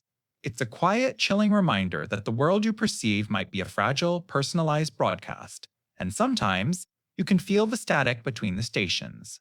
These shifts are fleeting, leaving behind no trace except a lingering doubt in the back of your mind. A quiet question that whispers, if the atmosphere can change in a bubble just 3 feet wide, how stable is the rest of it? How much of the world is truly solid, and how much is just a suggestion we've all agreed to believe? The phantom object interaction. This isn't just seeing a ghost in the corner of your eye. This is when the universe lets you touch something that isn't there. It's the moment your hand closes around the cool, smooth surface of a doorknob on a door that was removed years ago. It's the distinct, familiar weight of your phone settling into your palm, only for you to look down and see your hand is completely empty, the sensation fading like a dream. These aren't simple mistakes of motor control, like fumbling in the dark. They are profoundly vivid, tactile experiences. People report feeling the crisp edges of a book they thought was on their nightstand, or the slight resistance of a light switch that no longer exists. It's a sensory echo, a physical memory so powerful it momentarily overwrites reality. So, what's going on here? Is it just a momentary crossed wire in your brain? Or is it evidence of something far stranger? Think of your brain as a hyper-advanced prediction engine. It's constantly running a simulation of your immediate reality to stay one step ahead. When you reach for your morning coffee cup, your brain doesn't wait for your fingers to touch the ceramic. It preloads the entire sensory package. The expected weight, the warmth, the smooth curve of the handle. It's like an autocomplete for the physical world. The phantom object interaction is what happens when that autocomplete function glitches. The prediction is so powerful, so convincing, that your brain generates the tactile sensation before your eyes can report back that the cup isn't actually there. For a split second, you are physically interacting with a pure prediction, and that's what makes this phenomenon so uniquely unsettling. We can accept that our eyes and ears play tricks on us. We see shapes in the clouds and hear voices in the static. But touch is our gold standard for what is real. It's the final confirmation. To feel the solid, undeniable pressure of an object that has no physical form is to have the very foundation of your world shaken. It's not just a visual error in the simulation you're living in. It's like you've clipped through the game's geometry and felt the raw code on the other side. So the next time you instinctively flick a phantom switch on a wall where one used to be, and for a fleeting moment you feel that familiar click under your finger, pause and consider. Was it just your brain misfiring? Or did you just catch the universe deleting an asset a millisecond too late, leaving behind a ghost of data you were never supposed to feel? The illogical light source. It's that moment when the most fundamental rule you learned as a child, that light comes from a source, is violated right in front of your eyes. It's not about seeing a ghost or a UFO. It's about witnessing a law of physics take an unscheduled coffee break, leaving you to stare at the error message. Picture this. You wake up in the dead of night. Your room is pitch black, the way you designed it. Thick blackout curtains are drawn, the door is shut, and every single electronic device is either off or has its little notification LED meticulously covered with tape. You know this space. You know its darkness intimately. But tonight, something is wrong. Over in the corner, on the floor next to your bookshelf, is a patch of soft, ambient light. It's not bright. It's not alarming. It's just there. Your brain, an incredible pattern matching machine, immediately kicks into gear, running its diagnostic program. Is it the moon? No, the curtains are heavy and sealed. A car's headlights? Impossible. You'd see the beam sweep across the room and hear the engine. A phone screen? We check. It's dark, face down on your nightstand where you left it. The search for a source comes up completely, utterly empty. This is the core of the glitch. The light isn't coming from anywhere. It's as if that specific patch of carpet simply decided to start emitting its own photons. It illuminates the like of the bookshelf and the dust bunnies beside it, but it casts no logical shadow because there is no bulb, no beam, no origin point to block. It's a rendering error in your reality. Think of it like a video game where a developer accidentally sets a single texture to be self-illuminated without any in-game logic to support it. The object just glows. It breaks the immersion because you, the player, know it's not supposed to do that. And then, just as inexplicably as it appeared, it's gone. You blink, and the corner is plunged back into perfect, sensible darkness. But the impression is seared into your mind. You're not left with a fear of the dark, but a deep, unsettling suspicion of the light. You're left wondering what other fundamental rules are merely suggestions. It's the kind of experience that makes you lie awake, not because you're scared of a monster under the bed, but because for a brief moment you saw the programmer's cursor blink in the corner of your room. The symmetrical root distortion. It's the unnerving sensation that your journey isn't just a path, but a palindrome. Imagine recording a short piece of music, and when you play it backwards, it's not a garbled mess, but the exact same melody, perfectly preserved. That's the essence of this glitch. This isn't simply about taking the same road home. We all do that. This distortion is about the details, the fleeting, random events that have no business repeating themselves in reverse. You drive to a new part of town. On the way, you notice a specific, odd-looking cloud, a jogger in a bright orange shirt, and a cat darting out from behind a blue car. These are just meaningless background details, the texture of a normal day. You spend a few hours at your destination, then you start the drive back. And that's when the cold feeling starts to creep in. The journey home becomes an echo. As you approach your neighborhood, you see that same cat darting back behind the same blue car. A few minutes later, you pass the jogger in the orange shirt, now on the opposite side of the street, heading back.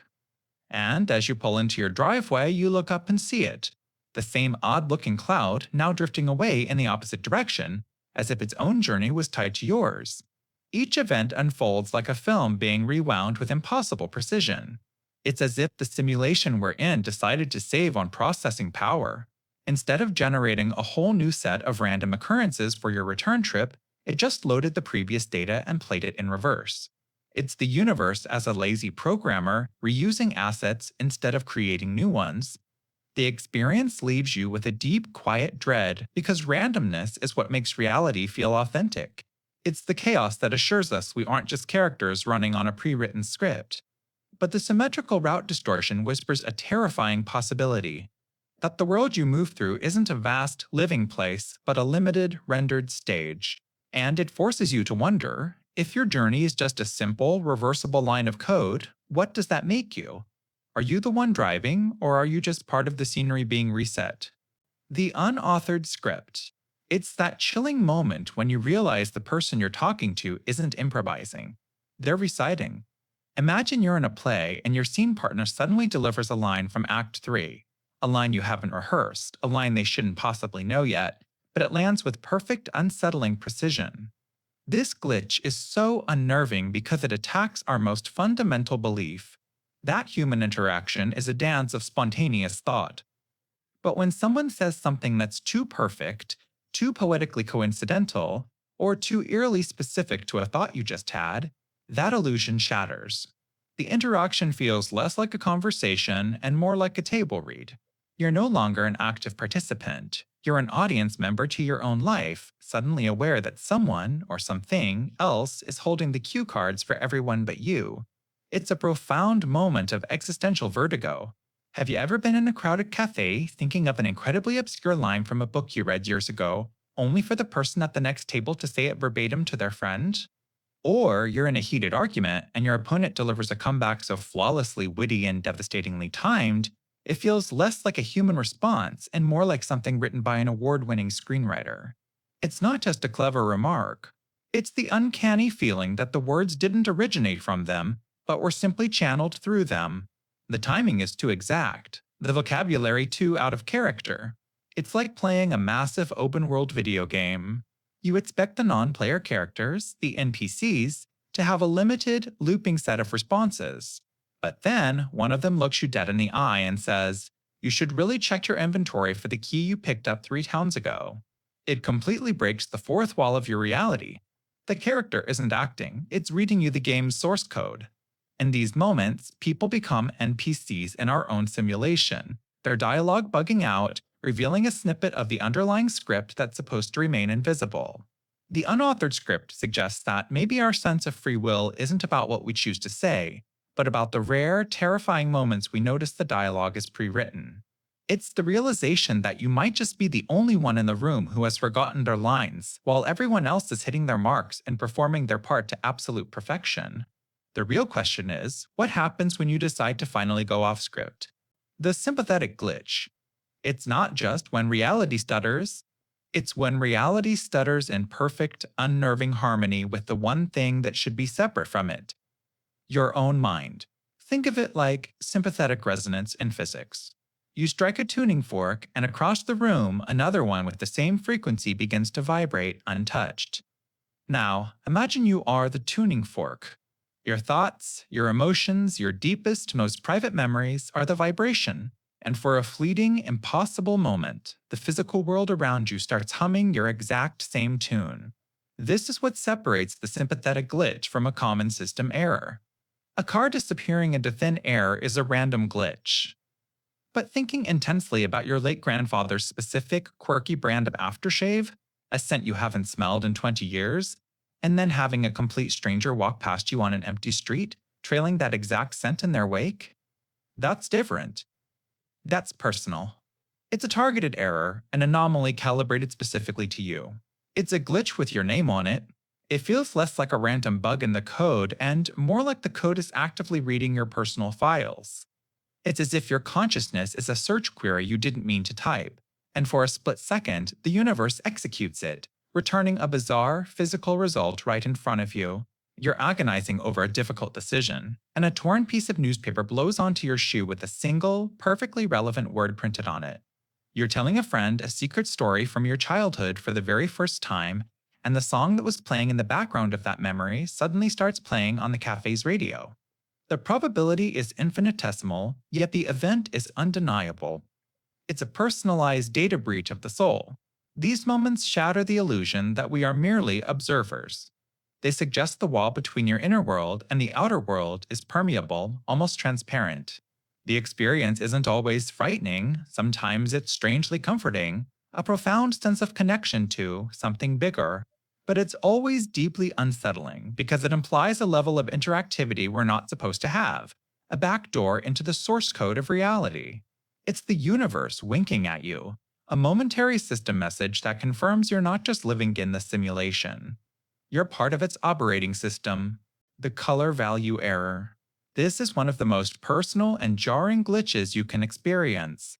It's when an object you know intimately, a thing whose properties are as certain to you as gravity, suddenly presents itself in a color that is fundamentally impossibly wrong. It's not a different shade, it's a complete categorical failure. Imagine our reality is a hyper-realistic digital render running on some unimaginable cosmic computer. Every object you see has a string of code defining it. Your favorite coffee mug isn't just a mug, it's an object with attributes. Shape, cylindrical, material, ceramic color value, 08080, a specific teal. The color value error is a momentary bug in that rendering process. For a split second, the system pulls the wrong hex code. It's a cosmic typo.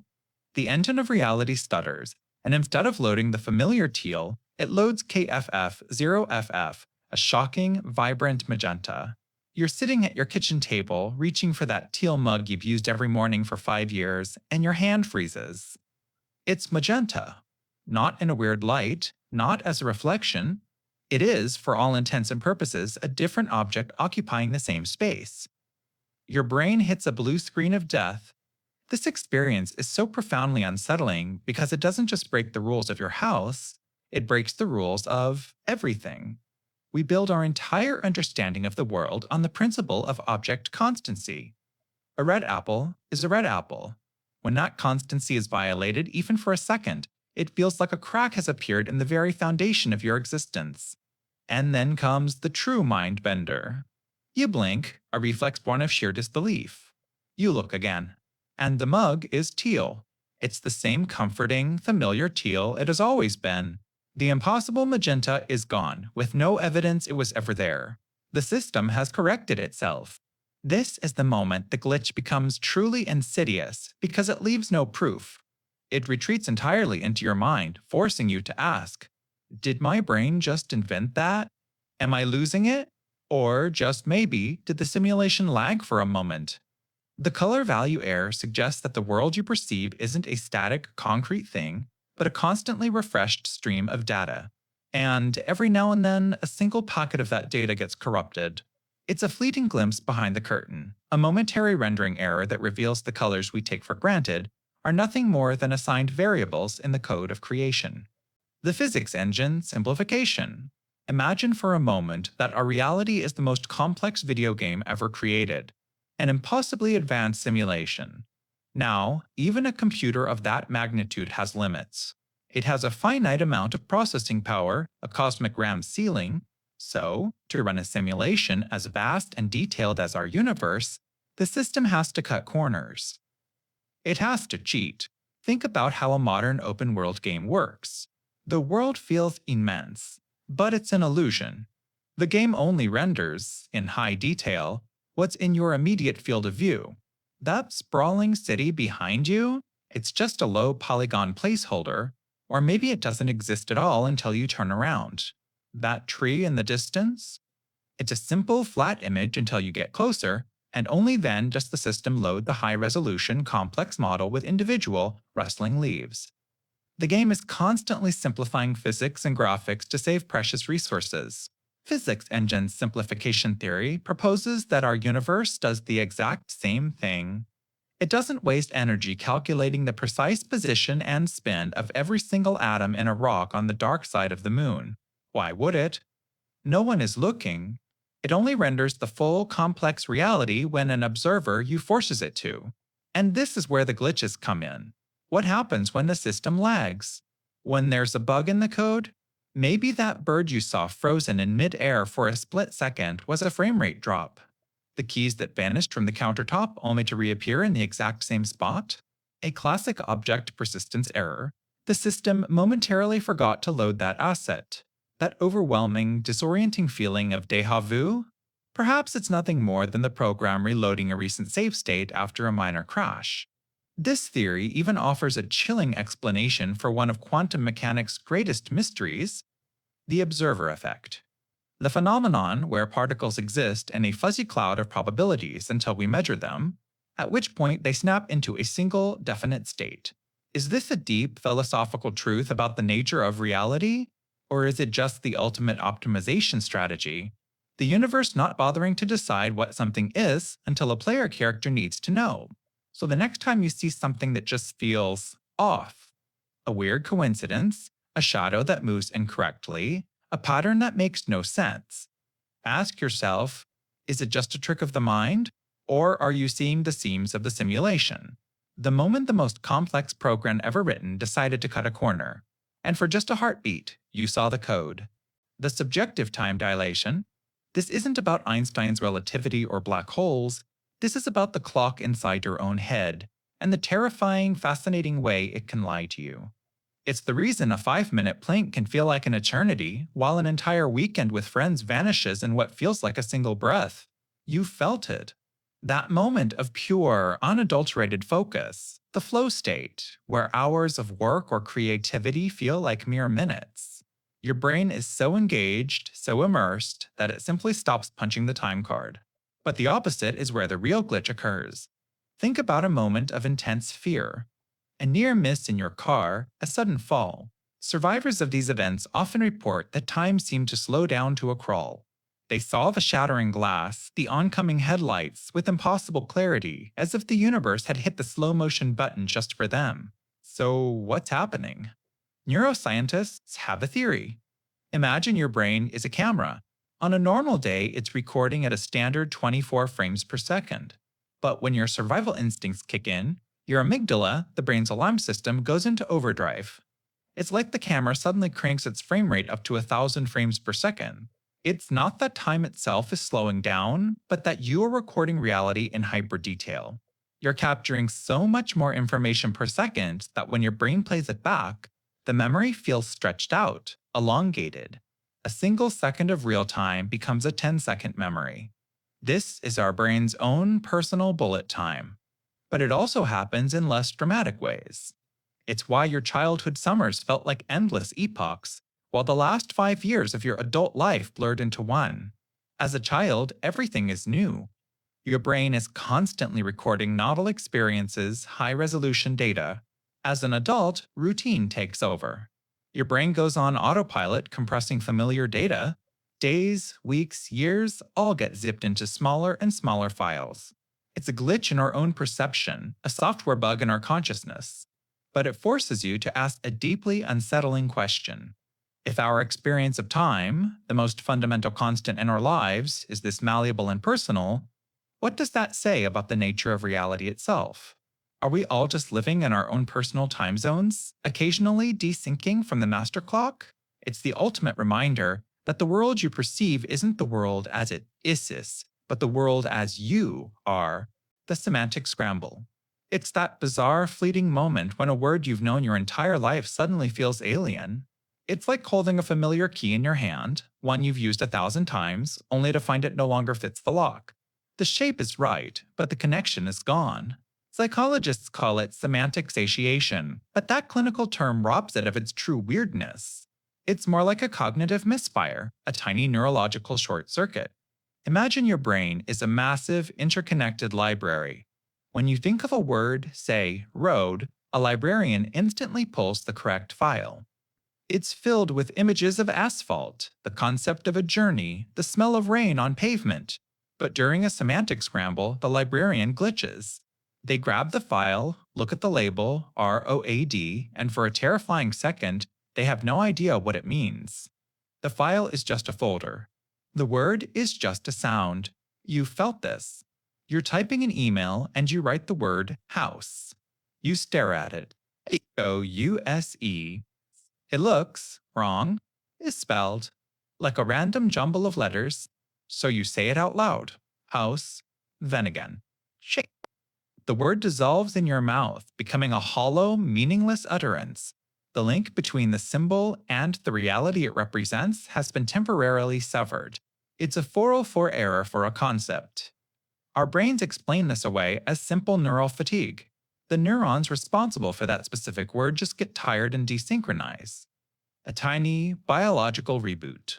But within the context of a glitch in the matrix, it feels like something more. It feels like you've accidentally zoomed in too close on reality's code. For a split second, the program that assigns meaning to symbols just hangs. You're not seeing the words anymore, you're seeing the raw, uncompiled data behind it. You're seeing the wireframe of language before the texture of meaning is loaded. So, the next time a simple word like chair or water begins to look like a typo from another dimension, don't just shake it off. Linger in that strange, empty space for a moment. You might not just be tired. You might be witnessing the system lag, peeking through a crack in the code as the universe frantically tries to patch the connection, scrambling to remind you what a word is supposed to mean. The spawn point adjustment. It's that jarring, stomach-dropping moment when reality's code stutters and you are its misplaced asset. Think of your life as a video game. You're moving your character forward, everything is normal, and then a lag spike. The screen freezes for a nanosecond, And when it refreshes, you're suddenly 5 feet ahead of where you were, with no memory of the journey. This isn't a metaphor. This is a glitch people report with unnerving frequency. It's a sensation of instantaneous, involuntary travel. It's not like daydreaming, where you snap back to reality and realize you've been on autopilot. No, this is a clean cut. Imagine you're walking down a long, familiar hallway at work. You're about to pass the water cooler on your left. You glance down at your phone for just a second, a flicker of an eye, and when you look up, the water cooler is 10 feet behind you, and you're now standing in front of the conference room door. The intervening space, the sound of your own footsteps, the feeling of movement, it's all just gone. It's a void in your personal timeline, as if a cosmic editor snipped out 2 seconds of your existence and seamlessly stitched the ends back together. So, what is it? A processing error in the grand simulation? Is our universe, in an effort to save on rendering power, sometimes just approximating our location, and occasionally the approximation is a little off? A cosmic undo command that didn't quite return you to the original save state? Or is the glitch entirely internal? Neurologists might call it a microsleep, a brief, imperceptible shutdown of your conscious brain. While you were offline, your body kept moving, but your internal DVR wasn't recording. When you reboot, your brain desperately tries to make sense of the positional discrepancy and invents the feeling of a jump. It's a phantom limb, but for a moment in time. The truly terrifying part, though, isn't the jump itself. It's the implication. If you can notice a 10-foot jump, what about a 10-inch jump? Or a 1 millimeter jump? How often is your position in the world being subtly rewritten without your knowledge? These adjustments suggest that our continuous, stable presence in a single spot is not a guarantee, but a suggestion. It's a fragile agreement between you and the universe, an agreement that can be, and sometimes is, silently revised. It makes you wonder, when you go to bed tonight, what's to stop the system from loading you back in just a few inches to the left? The pareidolia of code. You know how your brain is hardwired to see faces in wood grain, to find animals in the clouds, to hear whispers and static. That's pareidolia. It's a psychological quirk, a leftover survival instinct that makes us brilliant at recognizing patterns even when they aren't actually there. But what if, just sometimes, the patterns are there? What if you're not misinterpreting the data but catching a glimpse of the source code? This is the core idea behind so many glitch in the matrix stories. That intense gut punch of deja vu isn't just a memory misfiring. The cat that walked past twice isn't just a similar-looking cat. The friend you swear you saw across the street, only to get a text from them saying they're 1,000 miles away, we dismiss these as tricks of the mind. But the pareidolia of code reframes them. It suggests these aren't flaws in your perception, but flaws, or perhaps efficiencies, in the system itself. Think of our reality as an impossibly complex piece of software. And like any software, to run efficiently, it has to take shortcuts. It has to reuse assets. That random stranger with the distinctive red coat you see downtown, and then again an hour later in a suburb 10 miles away? Maybe it's not two different people. Maybe it's a single background character model, a non-player character, being rendered in 2 locations to save on processing power. That coincidence that feels so statistically impossible, it sends a shiver down your spine? Perhaps it's just a variable in a script that was accidentally called twice, an echo in the machine. It's the ultimate video game analogy. When you first start playing, the world is immersive, seamless. But the longer you play, the more you start to notice the little things.